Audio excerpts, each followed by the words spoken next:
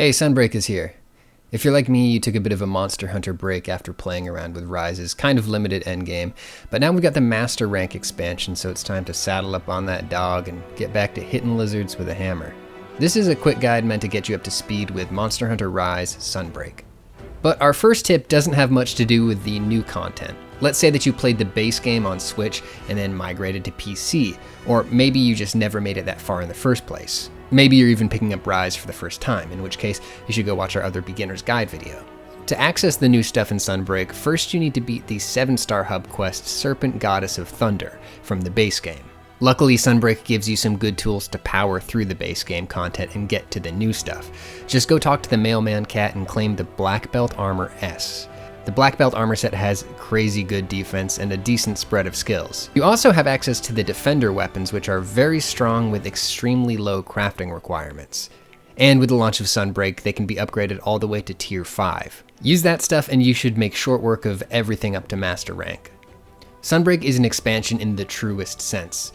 There are very few subtractions here, and just about everything new is an addition to an existing mechanic. So let's talk about the parts of the Monster Hunter loop where you'll notice a difference. As soon as you get into the new content, Sunbreak will introduce you to Master Rank, where the monsters are meaner, more aggressive, and hit way harder. You may notice that your old endgame gear isn't cutting it anymore. If you're getting wiped out by monsters in 1 or 2 hits, it might be worth building some Master Rank armor, even if it's not your optimal set. Even low-end Master Rank armor can offer more damage reduction than your maxed out high rank gear.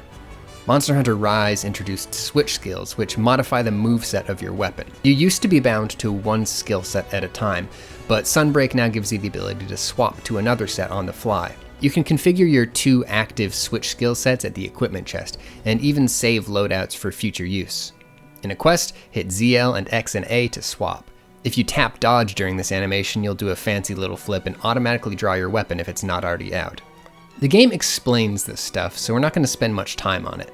But here's the real tech. The addition of this new skill means a much more crowded UI right in this zone. At first, it's a helpful guide to let you know what you have equipped, but if you've got a good memory and you want a cleaner UI, hop into the game settings. If display switch skill info is set to dynamic, you can decide how long you want those UI reminders to hang out, and they'll pop back up whenever you tap the left trigger. And if you want those gone altogether, hop into the HUD settings and disable switch skill info. Rise introduced wall running to Monster Hunter, and Sunbreak introduces better wall running. It's easier now, you just sprint at a wall and keep holding the sprint button. You still need to manage your stamina, but you don't need to spend a Wirebug to get started.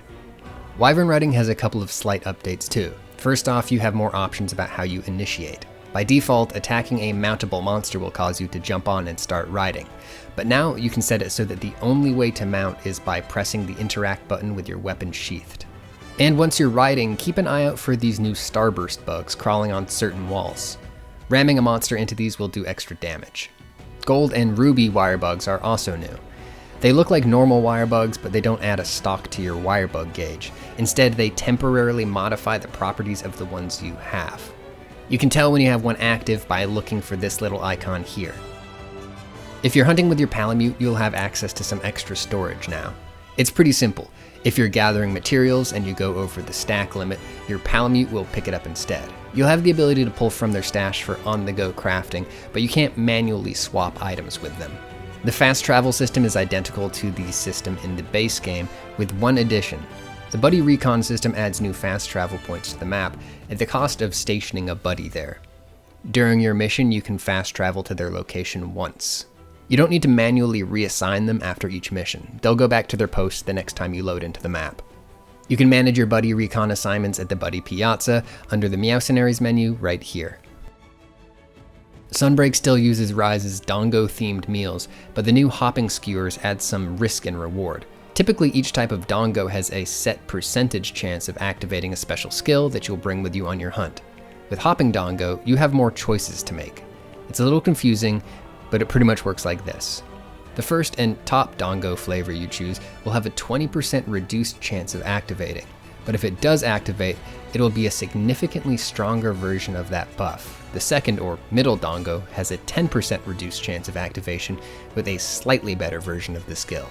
And the third, bottom Dongo, has an increased chance of activating, but the skill will be slightly weaker.